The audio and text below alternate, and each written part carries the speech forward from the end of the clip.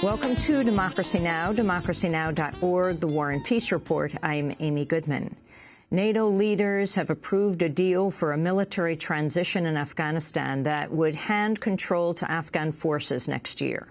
We're now unified behind a plan to responsibly wind down the war in Afghanistan. Now unified behind a plan to responsibly wind down the war in Afghanistan. Now unified behind a plan to responsibly wind down the war in Afghanistan.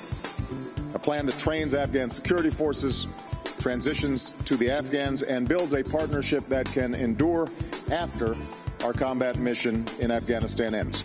Under the agreement, NATO would withdraw its combat troops by 2014, but leave thousands behind in a training and advisory role. President Obama hailed the deal as a way to bring the Afghan war to an end. Since last year, we've been transitioning parts of Afghanistan to the Afghan National Security Forces, and that has enabled our troops to start coming home.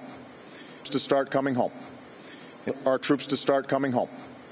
This morning, we agreed that Afghan forces will take the lead for combat operations next year, in mid-2013.